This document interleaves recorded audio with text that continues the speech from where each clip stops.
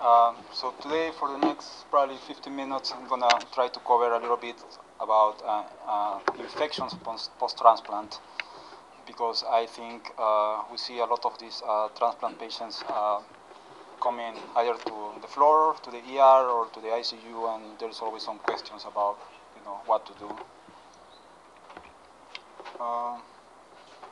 I think the first thing I want to bring up is why these patients are at a higher risk for infections, and there is a very variety of causes. The first one is like whenever these patients breathe, there is toxins that may be going into the lungs, and that can predispose them to infections.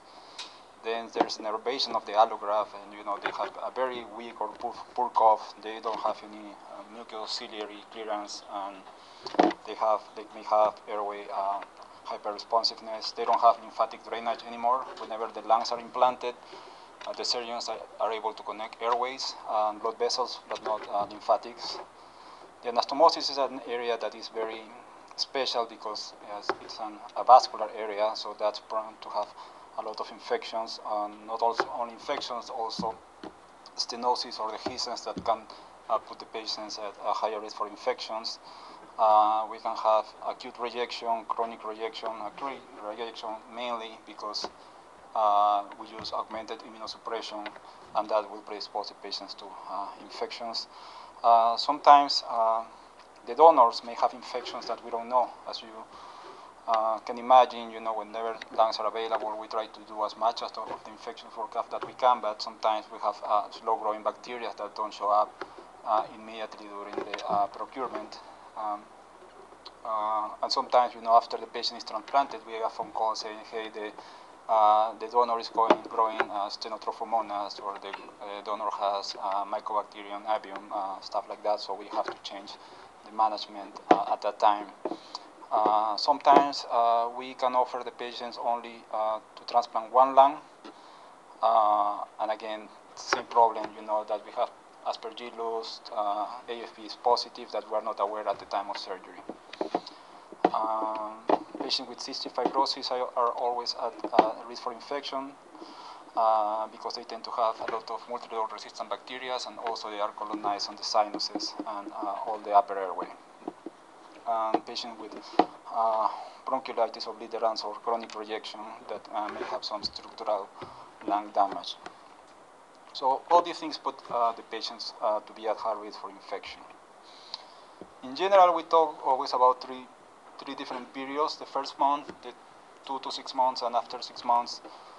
First month is usually more surgical complications and surgical infections, hospital-acquired infections.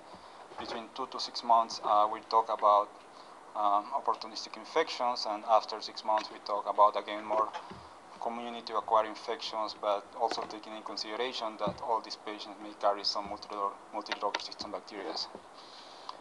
What kind of have changed this type of approach is, every time we have new immunosuppressive drugs, the prophylaxis change, so all these pattern of infections tend to change.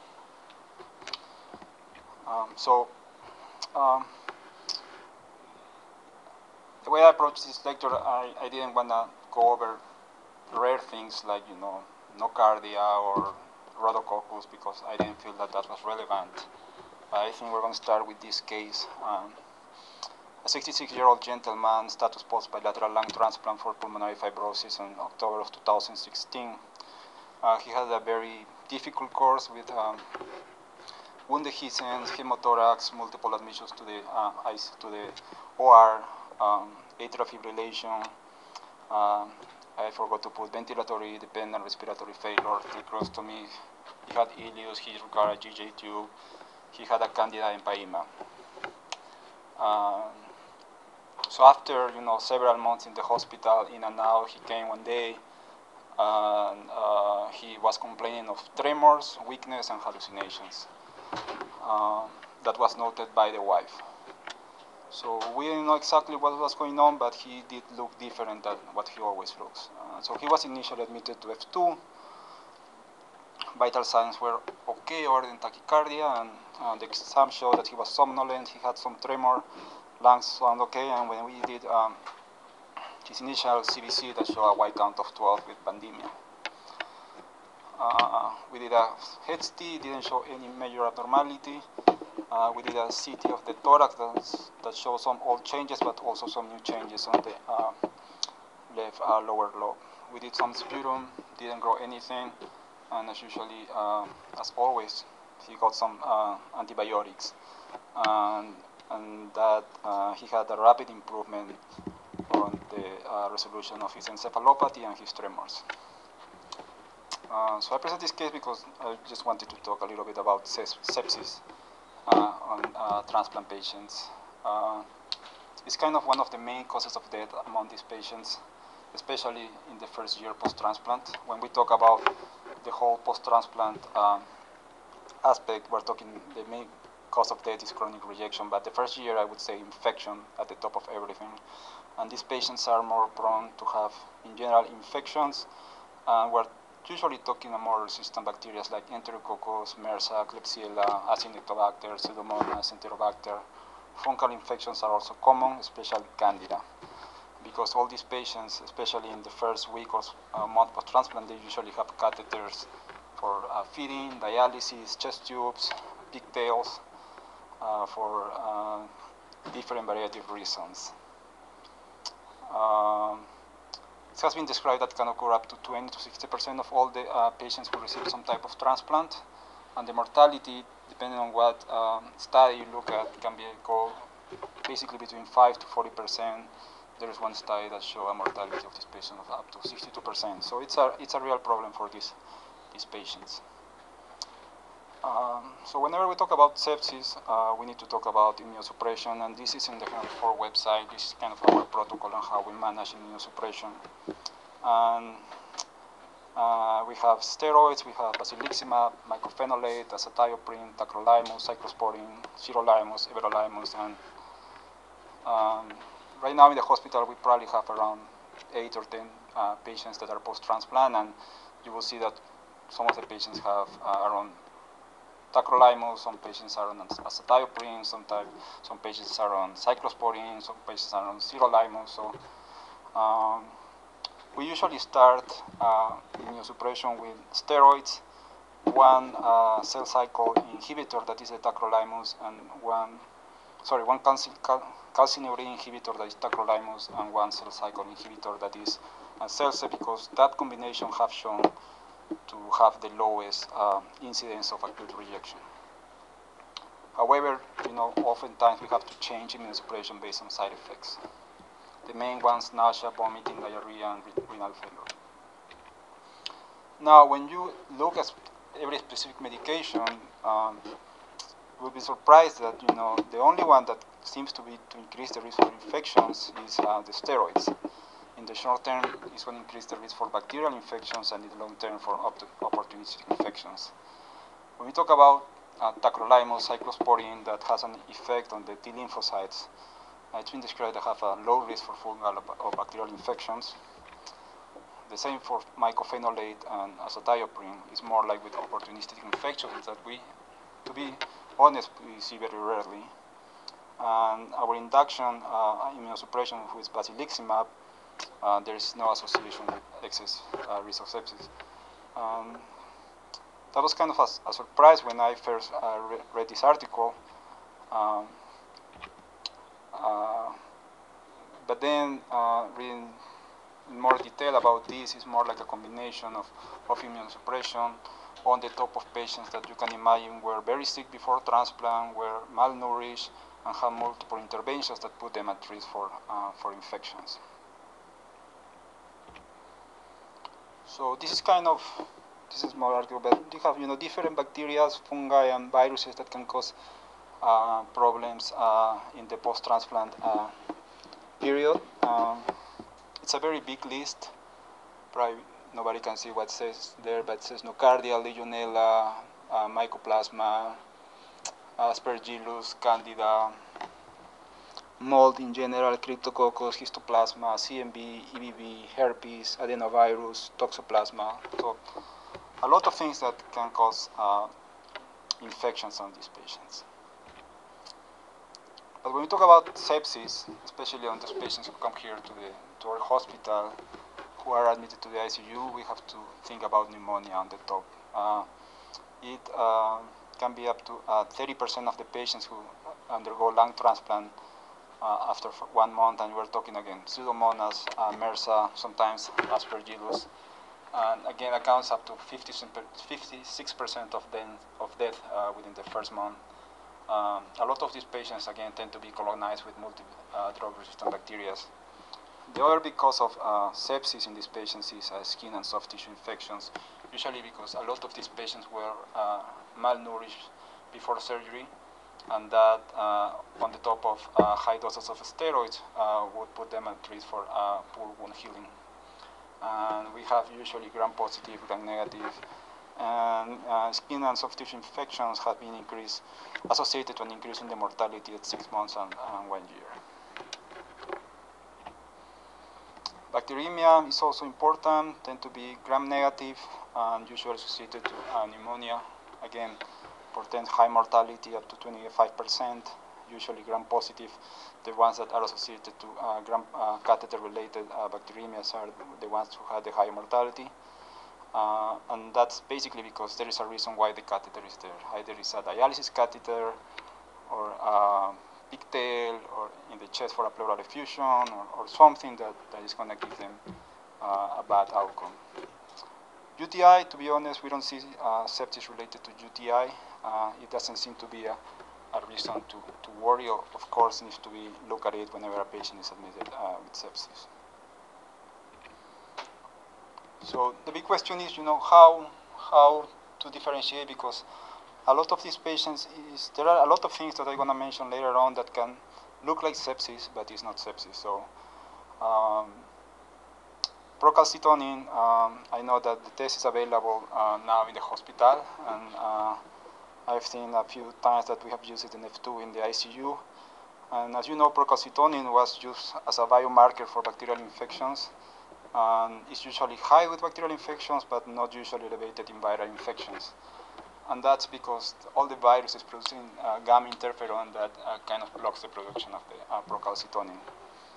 Specifically for transplant patients, there have been some studies done in kidney, heart, and liver patients, and that have shown that high levels correlate with bacterial infections as opposed to low levels that kind of exclude bacterial infections in the correct setting. In transplant, there are only few studies, or all these studies are small case series, but they came to the conclusion that if you have a pretest probability and your procalcitonin is negative or less than 0.25, you can kind of safely exclude bacterial infection. If your patient is stable, shows to the ED with infectious symptoms, and your procalcitonin is high, that supports bacterial infections. And if you have a high-risk patient who goes to the ICU with signs of infection, you should not delay antibiotic coverage until you wait for the procalcitonin, because that would give you a bad outcome. Like as any patient with sepsis, you should give antibiotics as soon as you can.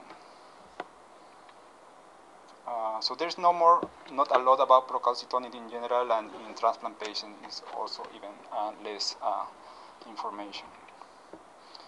And the conclusion was when your procalcitonin is high or remains high despite treatment, you should kind of start looking for an infectious etiology.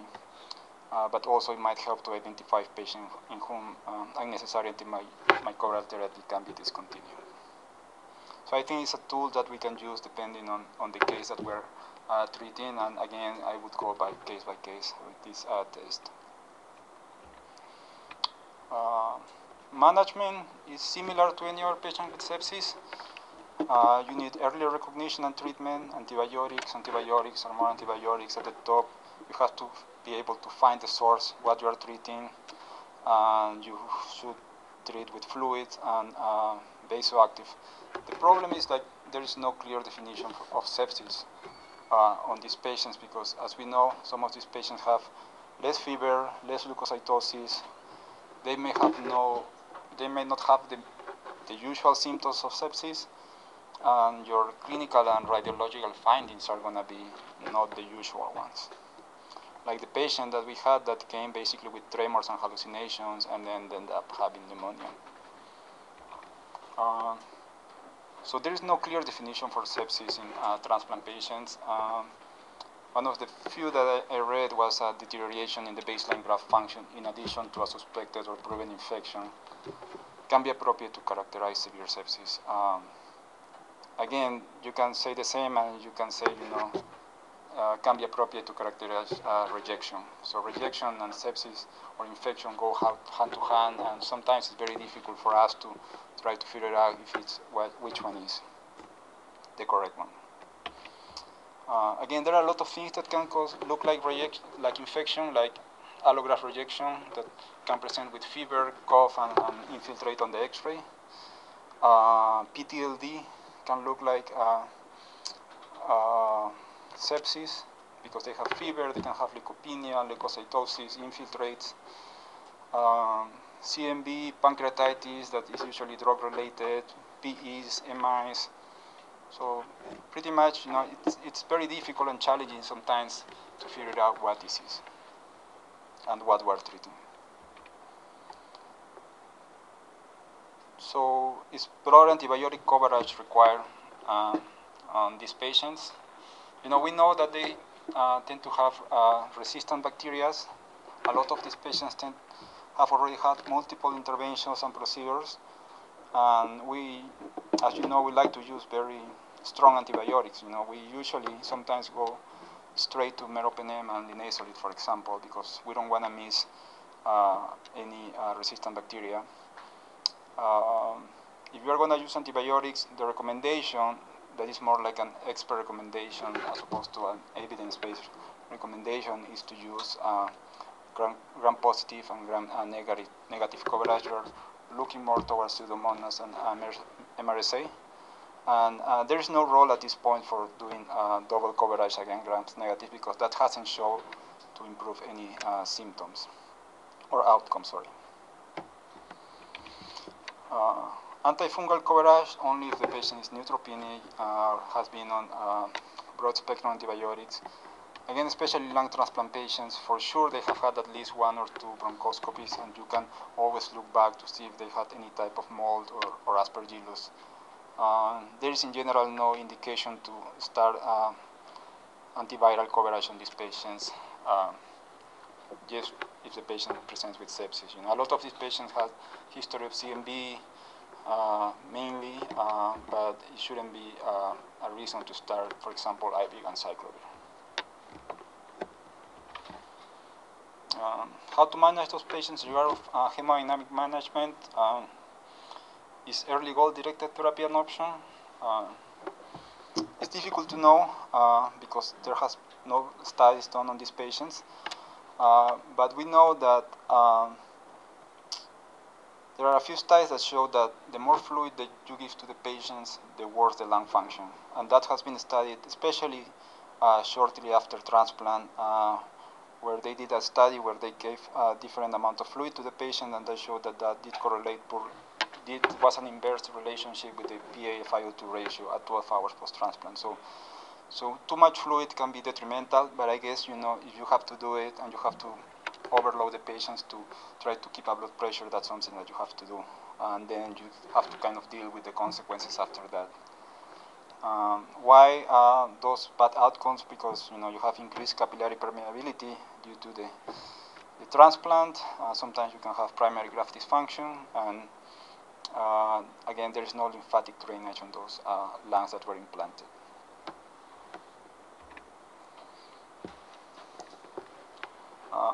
What about outcomes? In general, the majority of the studies show that these patients have poor outcomes. High mortality, there are only few studies that have shown improved mortality, but the reason why these patients have poor outcomes is, again, the patients who have recurrent episodes of sepsis tend to be really sick, and there is always an underlying process going on. either is a malnutrition, or there is acute rejection or chronic rejection. They don't have the lung reserve that they're supposed to have anymore. So traditionally, there has been a belief that these patients have a bad outcomes compared to non-transplant patients. We can see in these studies that the ICU, when you have a patient who is admitted with sepsis or septic shock, for liver transplant, the mortality around 12 to 18%. For kidney transplants can go to 36 to 40%. There are here 4 studies. For example, this one from Cohen, the sepsis-related mortality in lung transplant patients who were admitted to the ICU was up to 70%. This other study was up to 54%. This other study up to 84%. So very high mortality rates on these patients. Again, because always happens in the setting of an ongoing complication like acute rejection, some anastomotic stricture, anastomotic dehiscence, neutropenia that can be either drug-induced or viral-induced, multi-drug resistant organisms. These patients tend to receive beyond immunosuppression, as you know, and usually there is this description of something that is called immunoparalysis on these patients who develop sepsis that make the immunosuppression even worse.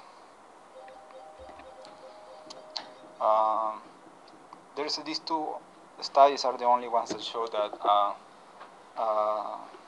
these patients maybe have a lower mortality than non-transplant patients, and basically because they may have better follow-up, better care, maybe more aggressive care, and based on immunosuppression, they may have some downregulation of all the inflammatory cascade. That's probably what it caused the majority of the problems when you have a patient who has septic or sepsis or septic shock. So the question that we always get when one of these patients is admitted to the MICU is, what do we do with the immunosuppression? Should we stop immunosuppression? Should we continue immunosuppression? Our answer is, usually just keep the patient on whatever he was taking at home. And the reason for that is that you have to balance, your pros and cons of stopping antibiotics. You may have a patient that you stop antibiotics and may develop rejection, but at some point in time, if the patient is having strong immunosuppression, you may be difficult to control the septic shock. So you have to, again, do a risk-benefit balance and make a decision. But in general, there is no consensus about how to manage immunosuppression on these patients. The current approach that we use is basically we follow trough levels in some of the drugs, like for example tacrolimus, cyclosporin, and rapamune. Somehow you can see how the organ is working, and if possible, sometimes you can do biopsies. Again, this is not ideal, but this is what we have. This is a test, an assay actually that was developed several years ago, but unfortunately is not used at all because I think the results on this test is nothing that you can extrapolate to the population. But I think it may give us some help in the future. Is the Sales immunoassay. So basically, you measure how much ATP are the T cells producing, and based on that, you can have an idea if the patient have too much immunosuppression or too low of an immunosuppression. So you can kind of know if the patient is at a high risk for infection or a low risk for infection. So basically, you are going to, again, see the ATP production of the T cells, and you may have a strong, a moderate, a low level. A strong basically means that your lymphocytes are working, are producing ATP, and you're going to be at risk for rejection. Low means that your lymphocytes are not producing ATP, so you're going to be probably too immunosuppressed, and you may develop an infection. We can see this in these 2 studies. So when you have this test with a value around 111, you are in the infection range, as opposed to too high, you are in the rejection range. So the idea of that test was to kind of have these patients in between this range, between 200 and 400, and basically if you are have an ATP levels around 200 to 400, you can say that the patients are where they are supposed to be in immunosuppression, so, and your value is the risk for infection or rejection. This study has been this assay has been studied in some of the different transplant populations. It shows some value. However, for lung transplant, there were some studies that show positive outcomes, some studies that show negative outcomes. But as of now, this is an article from 2014. Looks like this assay needs still to have more investigation, and that's something that we cannot use on our patients, unfortunately. Any questions about that? Sepsis or transplant? No, it's not available here. I spoke to the immunologists, actually the two immunologists, and they had really, they didn't think that was a test that is useful at this time. On the top of that, it's a very expensive test from what I read. Okay. Yeah, we're getting procalcitonin now. Yeah, there's a patient actually in the ICU that they use procalcitonin to kind of stop antibiotics. Yeah. So you can use it. I guess you have to put it in as any other test. You know, you have to see what's the clinical picture and make decisions based on that. The case number 2 is a 66-year-old woman who had a left lung transplant for pulmonary fibrosis. She was CMV positive. And again, she also had a rocky course with chest wall hematoma, encephalopathy, hyperammonemia, salmonella, mycoplasma hominis infections, neutropenia. She presented with dyspnea and exertion. Her FEV1 was down to 1.5 liters.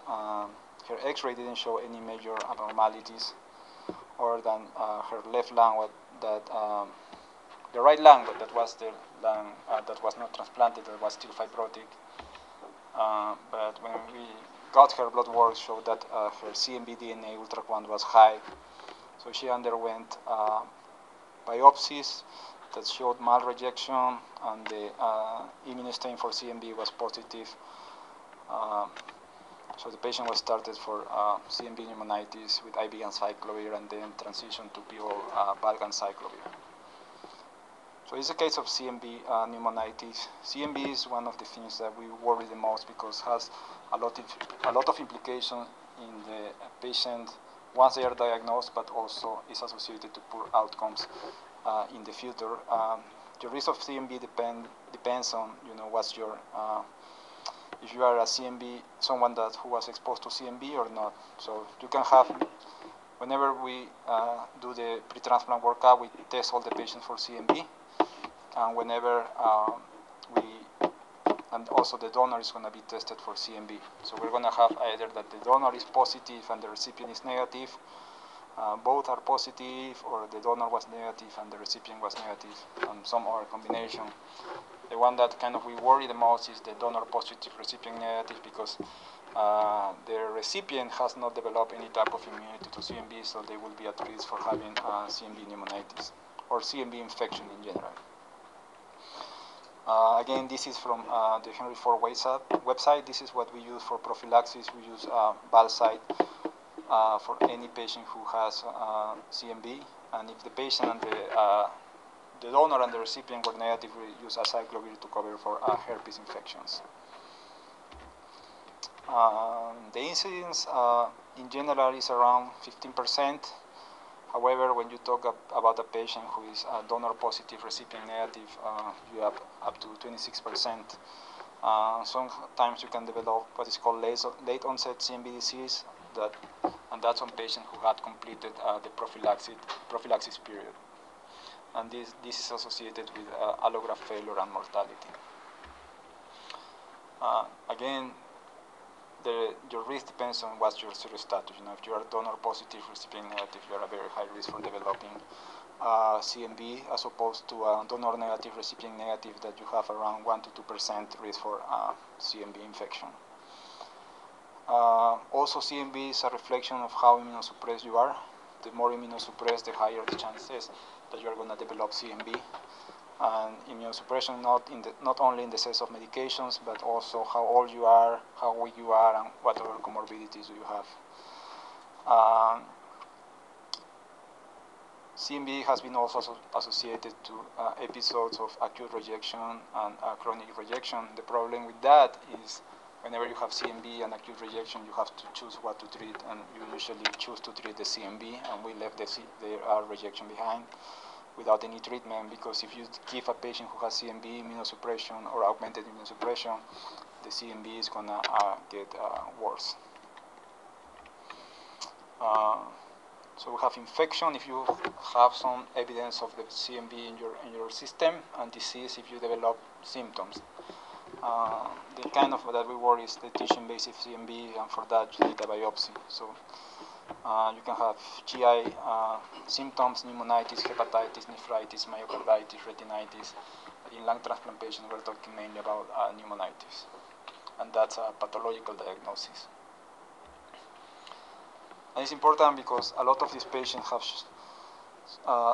we have noticed that a lot of the transplant patients who develop CMV are, for reasons that we don't know, at high risk for bacteremias, high risk for fungal infections, high risk for PTLD or lymphoma, and high risk for acute rejection and chronic rejection. There is a direct relationship between the CMV and chronic rejection. How do we diagnose this nowadays? The only test that we use here in the hospital will be the CMV DNA ultraquant. That's kind of the best test that we have nowadays. We don't do serology or IgG or IgM. As you may know, sometimes histopathology is not something that we can do in everyone, because not all the patients can go for bronchoscopy and biopsies. And the cultures in general have low specificity and sensitivity. So we cannot go by the CMV DNA. Usually every time these patients get a biopsy, they get a CMV done. We see it rarely, but we see it, and we see it rarely because we use prophylaxis in all these patients. There have been two types of prophylaxis that has been used in the past, the preemptive one and what we call the antiviral prophylaxis. Preemptive one is basically you just follow the patient without any CMV prophylaxis, and if the patients develop viremia, then when you start giving them medication, it's usually valganciclovir. But considering how sick, and you don't want to take the risk of this patient developing CMV viremia or CMV pneumonitis, all our patients get some type of prophylaxis from day one. They usually, in the immediate post-op period, they use IV ganciclovir, and after that, once they can tolerate PO, we switch them to PO bile site. And the length of treatment depends on what's their serologic status. Usually, we go up to 1 year of treatment, and then, depending if they develop or not side effects, we can go down to 6 months, or maybe treat them for forever based on multiple criteria. One of those, and it's unfortunate, is a lot of these patients are, despite of all our efforts, are very uncompliant. So sometimes we have to commit the patients to treatment as opposed to stopping, because you know that if you stop the treatments, uncompliant patients are not going to go and check their blood counts. So that's why we have some patients on CMV prophylaxis for extended period of time. So again, that shows that universal prophylaxis is better than the preemptive one. If you do universal prophylaxis, you may have around 10% of incidence of CMV, as opposed to preemptive one that is around 36 to 40%. So that's a significant difference. And what to do a short course, a long course. We usually tend to do long courses now based on this study. We tend to do something between 6 months, and if it's CMV donor positive and recipient negative, we do up to 1 year, and that's because there is a decreased incidence of in general CMV disease, either CMV syndrome or CMV pneumonitis. And that's important because if the patient develops CMV pneumonitis, that has been associated with one, poor developing chronic rejection, and also increased death. We use pure valganciclovir because that has shown that it's not inferior than IV anciclovir. There are only few indications for IV anciclovir, and that's when patients have life-threatening disease, or they have poor oral absorption, or they have really high viral counts. Any question about CMV? No. Our third case is a 61-year-old woman with a bilateral lung transplant for sarcoidosis and pulmonary hypertension. She was CMV donor positive, recipient negative.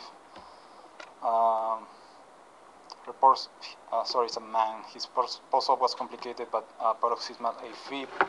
He came to the clinic complaining of increasing dyspnea for 1 week. No cough, no hemoptysis. The X-ray showed only small effusions. The CT showed moderate effusion with some atelectasis. His FEV1 showed an 8% decline compared to the prior one. So he went for bronchoscopy, and it was found to have some necrotic tissue and debride obstructing the right main stem bronchus and the BI. So they did a biopsy. The biopsy didn't show any rejection. They did an endobronchial biopsy of the anastomosis, and that showed some fungal hyphae that was suspicious for Aspergillus. So the patient was started on treatment with isavuconazole and amphotericin. So this is about fungal infections. The more common ones are Candida and Aspergillus. Candida, to be honest, we usually don't worry that much. Every patient gets, after surgery, they get fluconazole as long as they have any type of tube. That can be either a PICC line or bilateral chest tube, or whatever tube, they get fluconazole for that. Every patient after transplant gets Aspergillus prophylaxis. For the first 2 months, it's 3 times a day, and then you can go to once a week for 4 months for a total of 6 months. And sometimes, if we isolate mold or any type of Aspergillus, we can do add voriconazole, sometimes posaconazole, or any other azole. And the decision is mainly based on cost. We have patients that have to pay, or actually the insurance company asks them to pay over $1,000 a month for amphotericin, and for other patients it's free. The same for voriconazole or any other medications. Depending on what insurance you have, you can have really, really high copays that can go up to the thousands of dollars, and so patients don't have to pay anything. So that's kind of how we try to help the patients to find what's the best prophylaxis that we can offer. So fungal infections can happen up to 15 to 35% after a lung transplant. To be honest, probably higher than that. We see a lot of pleural effusions. And that doesn't mean that there is something wrong going on. A lot of times it's just a mismatch between the lungs that are implanted and the chest wall cavity. But when those are infected, it's usually fungal infections. As we're going to talk a little bit later on. I guess Aspergillus is the one that we worry the most. And that can be just colonization, can be trachobronchitis, anastomotic infections, invasive pulmonary disease, or disseminated aspergillosis. To be honest, I haven't seen any invasive or disseminated. We see colonization all the time. We see trachobronchitis oftentimes as well. And the colonization is important because it's kind of difficult to know what to do with that. We know that those are associated to poor outcomes in the long term.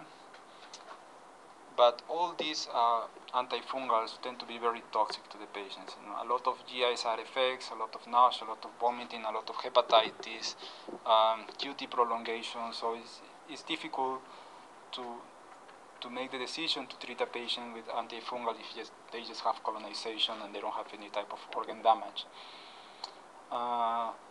When you have any organ damage, it's kind of more straightforward. You know you have to treat, and then you have to deal with the side effects. The one that we see a lot of times is tracheobronchitis, especially on the anastomotic area. and those again can cause dehiscence or stricture, and that again is associated to poor outcomes in the long term. There is also evidence that colonization can precede the developing of invasive disease, but again, treating a patient who has mold isolated only one time without any other symptoms is a difficult call.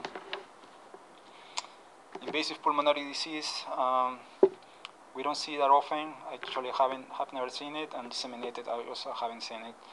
But again, those are associated to very bad outcomes. Invasive pulmonary disease can be associated to up to 80% of mortality. The important thing is, again, Aspergillus can be a sign of rejection, can trigger rejection, and maybe the reason why the patients have rejection. For diagnosis is difficult. We go more by microbiology. There's no specific radiographic pattern. Galactomannan doesn't help at all. PCR, a lot of false positive. So we usually go by biopsy or isolation on the fungal stains. We usually get phone call from the micro lab that's saying that there's some mold in the biopsies or some mold in the VELs, and that's when we decide or not where the patient needs treatment. Again, prophylaxis, universal versus preemptive. Everyone here gets prophylaxis for Aspergillus. It's either inhaled ambisome or amphotericin B, or any type of the azoles, depending again on what's mainly their copay. But we try to do Aspergillus prophylaxis for everyone. We like the inhaled ambisome because it's the one that has less interactions. You use it 3 times a week for the first 2 months, and then you can go to once a month for the next 4 months. And the azoles, have voriconazole, posaconazole, itraconazole, isavuconazole. Problem again is liver toxicity, GI side effects, and also there's strong interaction with the immunosuppression drug. So the problem that, for example, we come up all the time is we have a patient who has who underwent transplant, and then they notice a few months later that they have some onychomycosis or something like that. They go to their PCP and they are prescribed diflucan, and then a few days later the patient ended up in the emergency department with acute renal failure, and that's because the immune interaction with, especially the tacrolimus and the cyclosporin, where basically your levels of those drugs go sky high. So whenever we add any patient on these azoles, we need to actually decrease the dose of the calcineurin inhibitors. Again, patients who develop Aspergillus tend to have bad outcomes in regards of survival and chronic rejection. Any questions about that? Okay.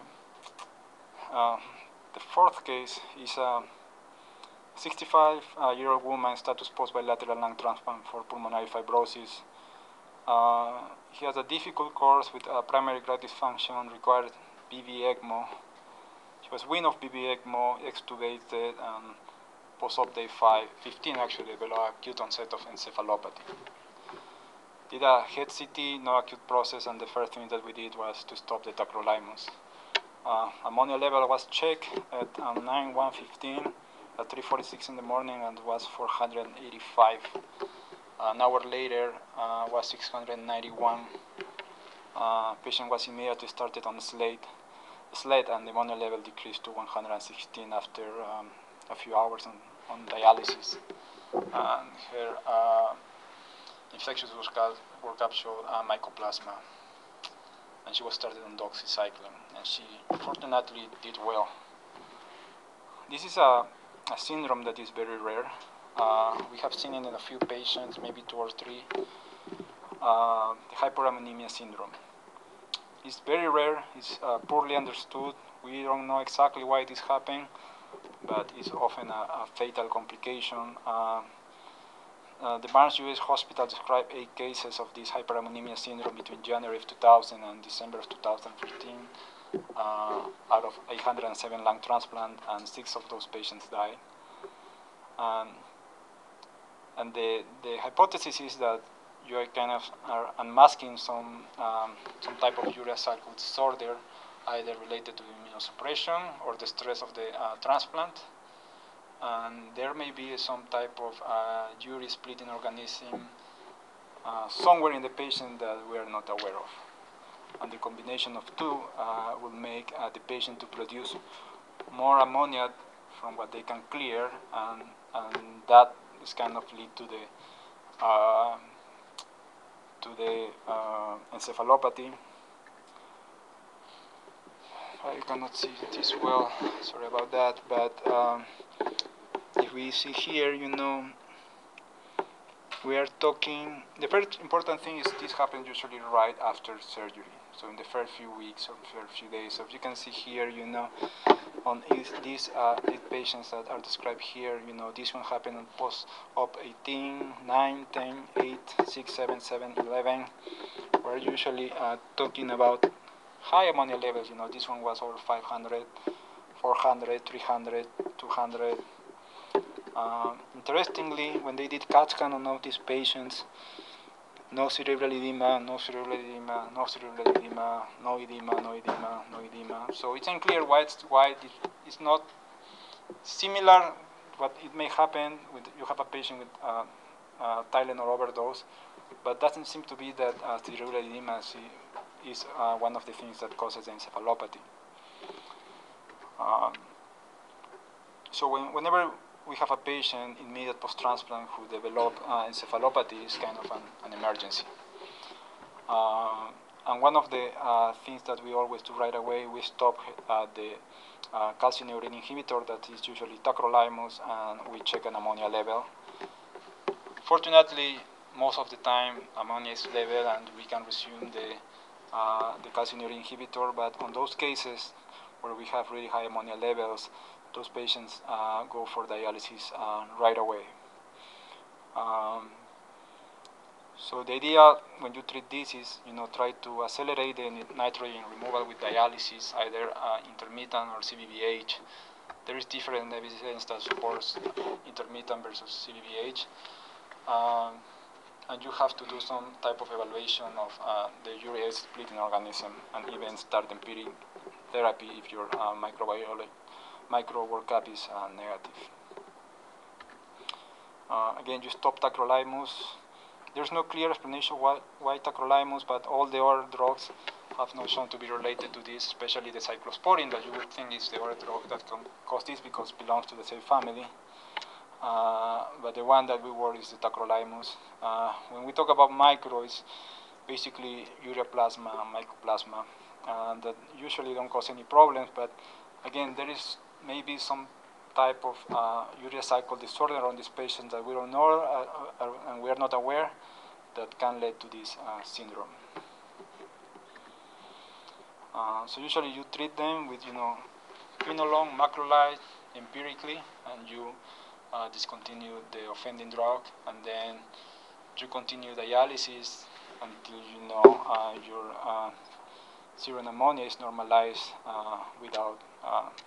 So you do dialysis, your levels are normal, you stop dialysis and you see how they do, and you hope that the ammonia level is not going to go up. Any questions about that? And the last part is pleural infections.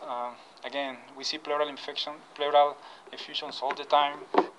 The surgeons are very aggressive about those pleural effusions. These patients tend to have pigtails placed all the time for effusions, especially in the first month post-transplant. And that's basically related.